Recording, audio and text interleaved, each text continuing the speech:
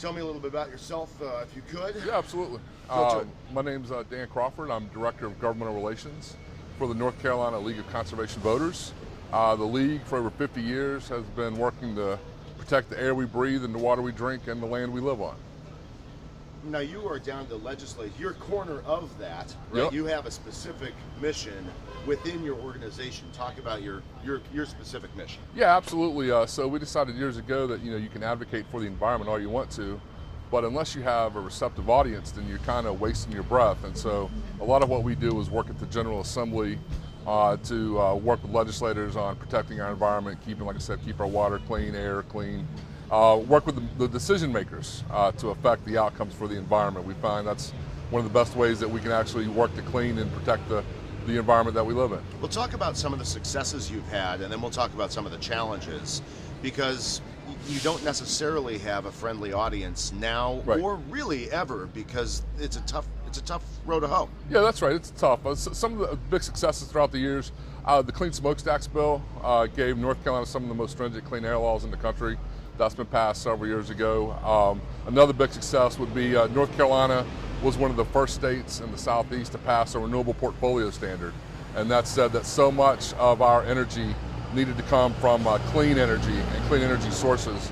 And so both of those are kind of the big wins that we've had in the past couple of years, as well as starting a dedicated fund for environmental protections in the Land Water Management Trust Fund. And so people know these are issues that your organization and others have pushed for, lobbied for. That's right. That have made material change in the environment in North Carolina and around us. Oh, absolutely. And it's just not just the stuff that we can talk about, but you actually look at the number of clean air days in North Carolina versus dirty air days. I mean, they've actually gotten better because of stuff like the Clean Smokestacks Act. Again, the number of dirty air orange days, code red days, code orange days have gone down because we've taken steps to clean the air we breathe here in North Carolina. And, and the same with the renewable portfolio standard, getting our energy from clean energy sources. North Carolina has become, one of the second, some say some of the second largest producer of solar energy in the country, right behind California. And I think a lot of that wouldn't have happened without the work that we're doing down at the General Assembly and at the legislature. Let's talk about that, because some of the people you are lobbying, frankly, for the last decade, the people you've been lobbying have not necessarily been friendly to environmental causes. I'm talking about Republicans, of course. Right. So how do you push back against, I want to talk about climate change as a separate issue, Sure. but policy-wise, how do you push back against legislators that either genuinely don't see it your way, right, or don't because their voters don't want them to? Well, I think it's like a lot of things in life. You got to find the right messenger, and you got to find the right thing that's important to those people. It may not be about saving the trees to a lot of members of the General Assembly, but if you could find another way to get to them in a way that's important to them, whether it be through property rights, individual rights, are ways that we're able to get to some more conservative members that we're able to flip them and change their minds on stuff. We're working on some stuff right now. And that's kind of the issue, the way that we're trying to get to those folks is talking about their well, you're using common ground as a wedge issue. Right. Who would have thought, right? I mean, no, it's a great idea. Right? It's kind of unique. I mean, if you think about the conservation movement, the EPA was started by Richard Nixon, a Republican. You can't have conservation without the word conserve and conservative, and so it's unique that we have to go at some members completely different than we do just by saying, hey, it's good for the environment. But let's talk about climate change. Sure. And climate change deniers. We don't say that word. You don't. Climate change. Yeah, right. Well, you don't, do you? Right. Why? Well, we'll talk about that. Well, that's part of the problem with climate change, in my opinion, is when you're learning about climate change, whether it's through the media, if you're on a Talking Heads TV show, both sides are going to have one person each talking about climate change, and where actuality and facts show that over 90% of scientists believe that the climate's changing and that it's man-made. But every show you watch, everything you hear, there's one each. So it would be easy for a person to see that, it's 50-50 when it comes to climate change, when that couldn't be further from the truth. So yeah, we try to stay away a little bit from the term climate change. How do you frame it then? Look, my motto is keep it simple, stupid. Where I'm stupid, and I always like to use I have two little children, and if you haven't ever had an ant farm, if you put too many ants on that farm, the ant farm is going to collapse, and the ants will die. Trust me, I promise you. You've done this. I've done this. I've had an ant genocide, in my ant farm. You have three girls. Right. So the Earth is not much different. I mean, there's the number of people are on the planet, at an all-time high. The consumption, the way that we're consuming on the planet's at an all-time high. So there's going to be repercussions. Oh, you can hear the buses in the background right now. I don't hear them at all. I definitely don't see them either. What I do want to talk about what you say instead of climate change, though. I mean, how do you message? So for you, in a lobbying effort, you don't really confront the deniers in a way that is to push back and change their minds. You either skirt the issue or argue and articulate your way around it. Well, that's right. Kind of like I said earlier. I mean, I don't care if you want to. I would like for you to accept climate change as real and man-made. That way we can start addressing it. But I have to be realistic and know that some people will never do that. And like I said earlier, you got to come at them in a different way. And so maybe it's protecting people's property rights. Folks that have made investments in, land on the coast that's going to be affected by these changes, then you might be able to get to them. Then also you can come at it from a fiscally conservative standpoint, where North Carolina's had two 500-year storms in the past 3 years, and if you're not doing something about climate change, you're letting these folks rebuild in a floodplain. We're going to continue to waste money every big storm that comes through, and fiscal conservatives don't want to waste money. And by letting folks rebuild in floodplains and then have another 500-year Hurricane Florence or Hurricane Matthew, you're wasting money. So I got to think one of your challenges is the fact that climate change is so slow. It's not an immediate crisis, obviously, until its repercussions are immediate for people. But climate change as a concept is a very amorphous thing. It's just this cloud of a concept. How do you convince people to allocate money, resources, and elbow grease to go after a cloud? That's a great point, and it's something that we fight all the time with the environment. People love clean air, they love clean water, but they don't want to spend money on it until it's a problem. We don't want to fix coal ash until we have the third largest coal ash spill in the country. So that's something that we are always trying to work on to address. And again, you can't see it. I mean, really, are there buzzwords? Like really mechanically, boots on the ground. Are there material things that people can take away to take to their own either town councils or chambers or whatever? Are there talking points? Are there hashtags? Are there? I wish we could boil it down to that simple, but if you find that silver bullet, let me know. So it really is just a tough slog. It really. Think about it. Again, I like analogies, and it's like. There's always roads under construction. Take Interstate 40, for example, right here, that's always under construction. Well, we knew that the traffic on Interstate 40 was going to get bad and get worse as population grew, but there wasn't a politician, that had the courage to build that road big enough the first time around. So instead, we're seeing brand new roads like 540, Interstate 40, now being fixed just a few short years later because no one has the political courage to spend that money for future use. Same thing with climate change. Nobody's got the courage to spend that money right now when that there's nothing they can see that needs it right now. Like you said, it's a slow change. And just like traffic, it's a great analogy. Just like traffic, right? Because at some point it's going to catch up with us, and we will be stuck in this traffic of climate without a doubt. There is no doubt it will catch up to us. Yeah. What are we going to do now? And that's also one of the ways that we combat climate change is when we say, well, let's fix it. The byproduct is clean air and clean water. So even if we invest a little bit right now, we will benefit years down the road with clean air and clean water. We do not want to have a Flint situation where we wake up one day and realize that our water infrastructure is just in shambles and there's lead in the water. So that's going to take some investment right now. You're not a boots on the ground organizer, and so the conversation we have will be different. But bodies matter. Yeah.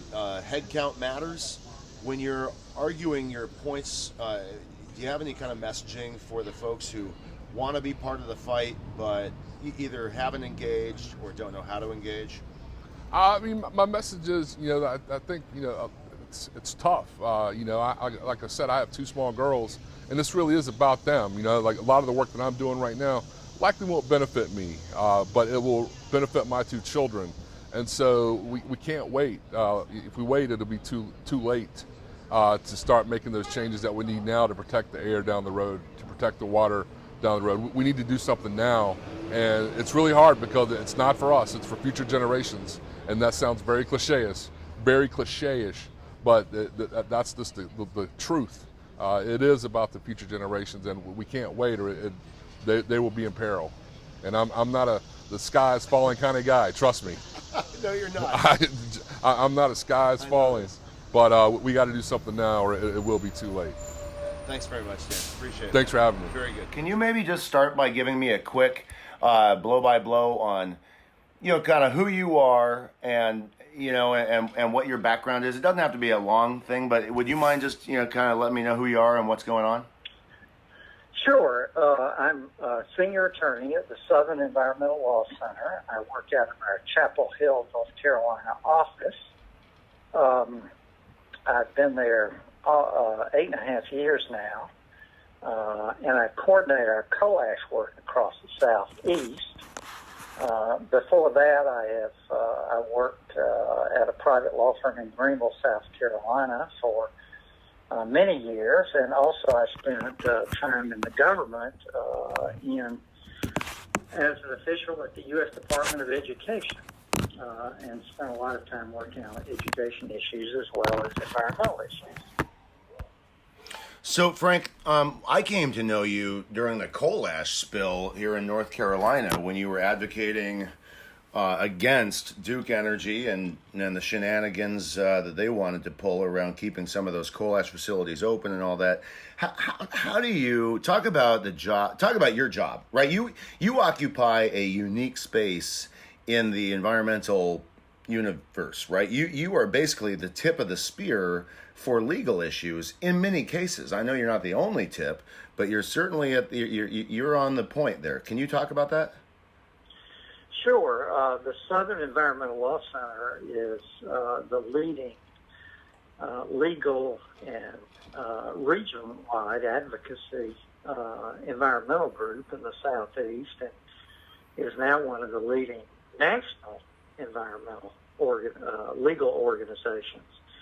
And we take on the big fights that are difficult, complex in terms of the legal issues and the how to take on the big polluters. But so often the problems we're dealing with are very easy to understand and attract almost universal support as long as you can get the message out and explain what's happening. But we are the ones who are willing and capable of taking on the largest and most powerful polluters and government agencies when they are doing something that's contrary to the public interest. I want to circle back to the messaging part of that. When you said, they're fairly easy to understand if you have the right messaging, if you can explain it in the right way. Talk about how you do that. How do you hone in on finding the right messaging? What is that in the environmental world? I mean, selling the environment is one of the hardest things to do. Well, first of all, I think the predicate to everything is you've got to know what you're talking about. So you have to spend a lot of time and effort and mental work in locating the documents, knowing what the problem is, understanding the problem, and then more often than not, of course, you need to have a solution for the problem. Otherwise, you're raising the concern, but you really don't have any action for people to take. So the predicate to everything, and I think this is so important, is to know what you're talking about, do the homework, do the research, and in our instance, that almost is natural because we get involved when there's a big problem, and then we have to do the work to explain the problem and understand it and figure out the solution. So that's, I think that's the first step. Then I think the second step is bringing it to the public's attention. And what I mean is many major environmental issues are hidden. And I'm sorry, Frank, say that again. They're what? They're hidden. They're not in the public eye. And the reason for that is the polluter, of course, doesn't want to tell the world there's a problem happening. And the state and federal agencies generally don't like to do that either. Sometimes it's just because they're not structured to do that, or their organizational processing of problems doesn't include that instinctively. And also, too, for some reason, there's a bureaucratic instinct on the state and federal environmental agencies to think that if there is an environmental problem that's serious, somehow that reflects badly on them. So what we have found so often is that there will be a serious environmental issue out there, and people don't know about it. So the first step is you do the homework, but the second is bringing the serious and not well-known environmental issue to the public eye. So, for example, with coal ash that we were working on back in 2011 and 2012, it had gotten a lot of publicity when there was a Kingston spill in 2008, but then it largely went on the back burner.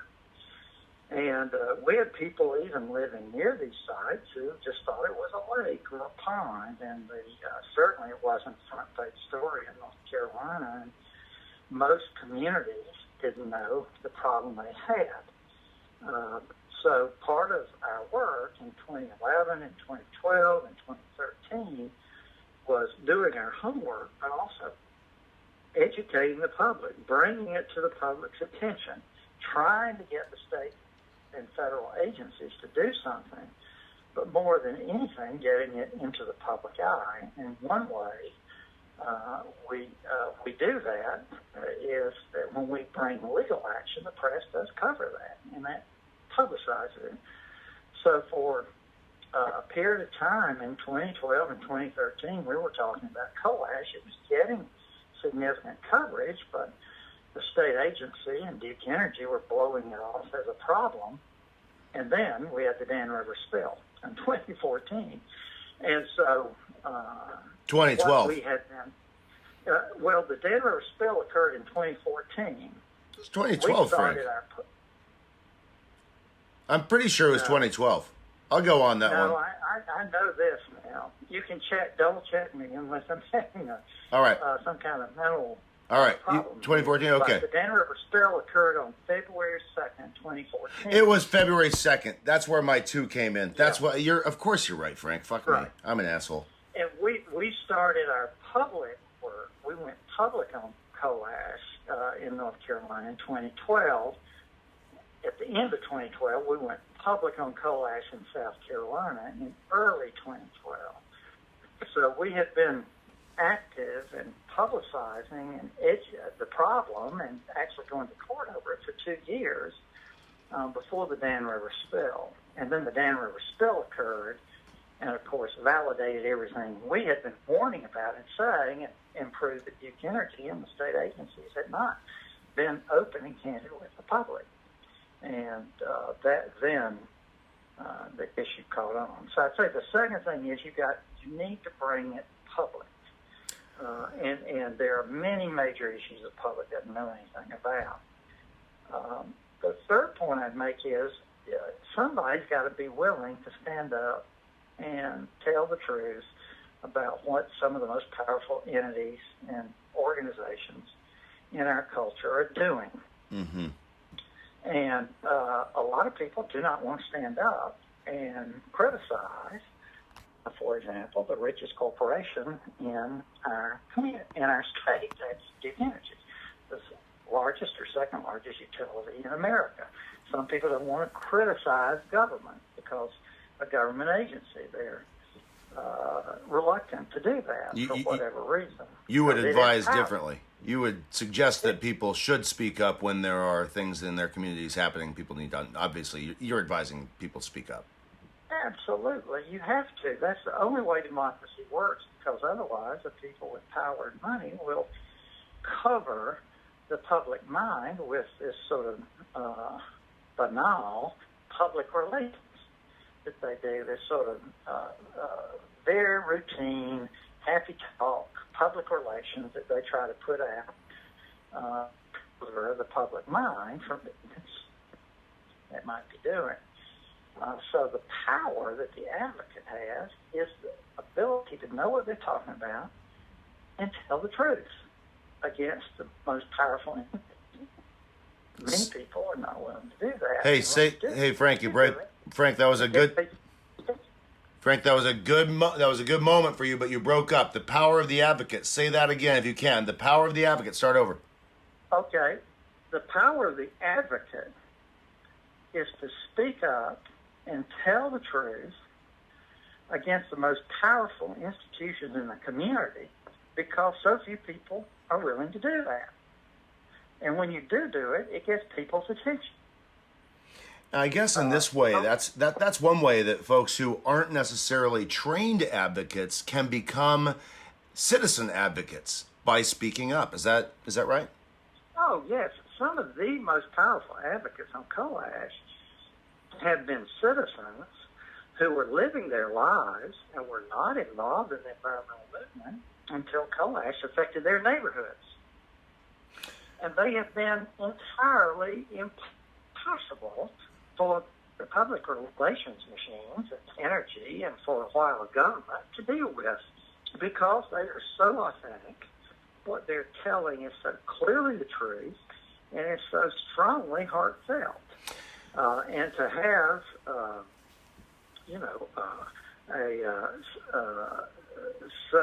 some retired person or a stay-at-home mom or somebody who works for a living every day and is not involved in advocacy to be willing to stand up and say, Duke Energy's hurt my neighborhood and here's how. That's a very powerful message, and all the public relations spin of Duke Energy can't counter that. So that is very effective. And the final thing I would say is this, on a communications broadcast, is to try not to talk like a hyper-technical expert. So many people involved in any topic are very justifiably proud of their expertise.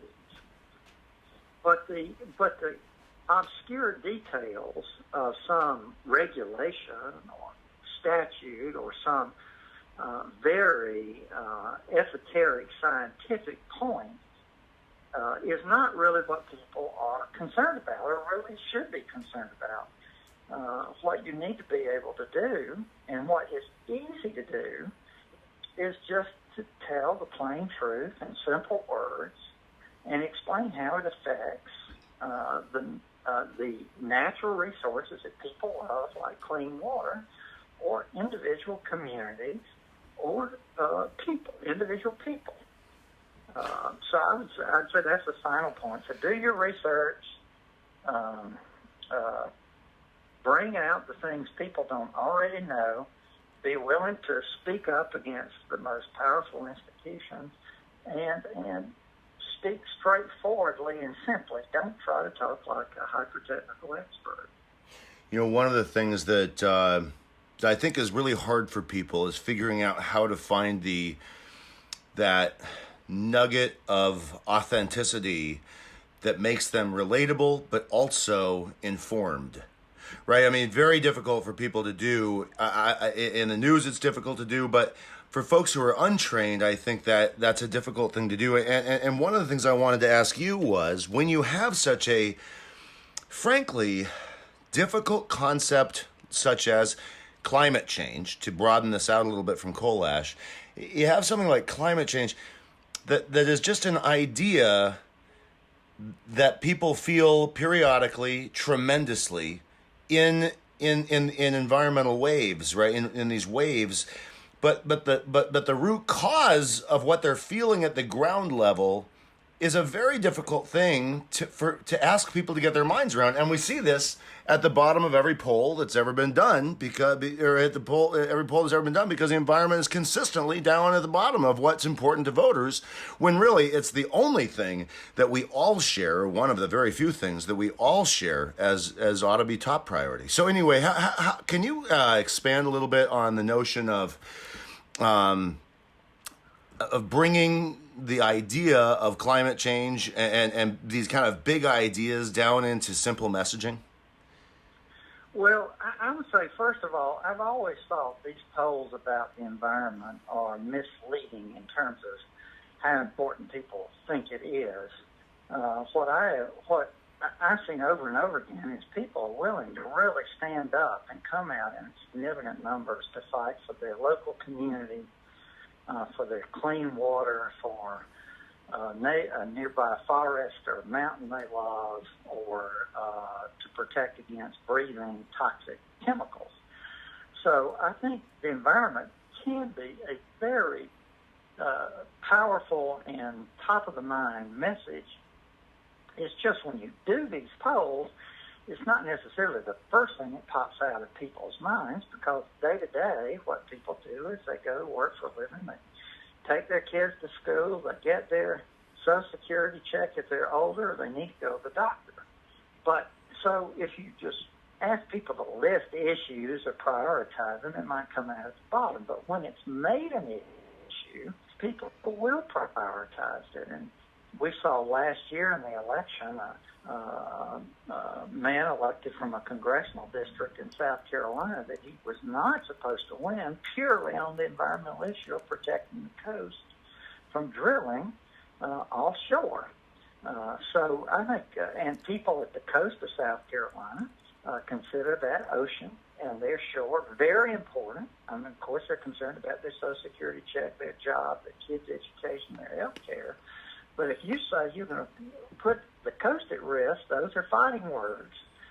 And the voters stood up and they elected somebody nobody thought had a chance of winning on that issue. So first, I would say, you think polls are undervaluing? That's an important issue to people. Yeah. Right. But when you talk about climate change, I do think it's legitimate and important to educate the public about the broader issue. But to get action, I think it's important to bring it home. Unfortunately, depending upon how you look at it, climate change not only is a global issue, it affects people on the ground. So, for example, climate change, the actions that cause climate change and air pollution are virtually the same thing. In other words, if you reduce the amount of pollution in the air, you're going to reduce climate change. If you protect forests, which people love, you're going to reduce climate change. If you now go for clean energy and solar, and therefore you don't have coal ash and you don't have air pollution, and you keep money at home in North Carolina, for example, and don't send it off to Nigeria for oil or to Wyoming for coal or to Canada for shale oil. If you keep that money at home, you're preventing climate change. So I think it's, and you're also protecting people's property from flooding, from the impact of severe storms and hurricanes, from the impact of sea level rise, so that there's plenty of messages to bring the issue of climate change home. And people care about those, just like they care in South Carolina. They cared about preventing oil drilling off the coast. I love how you said that, Frank. This is a great interview, man. This is going to be very helpful, I think, for the pod and also for the listeners. What else do you think? Are we? I mean, you and I could talk about. I could, if you would do it, and I cared to. We could stay on the phone for 4 hours, and I would just soak up everything that you know. But is there anything else we ought to talk about as far as you did a wonderful 1, 2, 3, 4, and then we had a little extra conversation. Is there anything else just kind of communicating around environmental issues that you kind of want to that are top of mind that you think might be helpful to talk about? Well, I think in our region in particular, so a lot of people might be in the southeastern region who listen to this, and this is true across the country, but the issue of clean water is very powerful with people. People understand that. They know how important it is, and I think it's always important if you've got something impacting clean water to make that point. That was an essence of a lot of the problem with coal ash. But I think I cannot emphasize enough the importance of talking straightforwardly and simply and making the basic point and not trying to be the world's greatest legal, scientific, or other expert. I mean, oftentimes I get interviewed by reporters, and they're deep in the weeds on all the different legal, political, and other arguments they hear from Duke Energy and others about coal ash. And I always back off and I say, there are a lot of complicated issues in energy and the environment. This is not one of them. It makes no sense to store millions of tons of coal ash containing arsenic and mercury in the groundwater in large unlined pits right next to rivers and drinking water reservoirs held back by dikes made of earth that leak. It doesn't make any sense, and everything else said about this topic is arguments by Duke Energy and other coal ash utilities to get away from that basic, simple point. It's irresponsible, it's dumb, it's dangerous, and it shouldn't be done. So I think that's what's important, is to avoid the technical and get to the basic point. That's what people are concerned about, and that's what will convince them. And that's the weakness of the opponents, is the basic, simple facts and equity of the situation. People do not want toxic substances in their environment, in their children. They want clean water, they want clean air, and they want our landscape protected. And just tied to those simple points, those are the basic values that are going to carry the day every time, as long as we can get those out and communicate.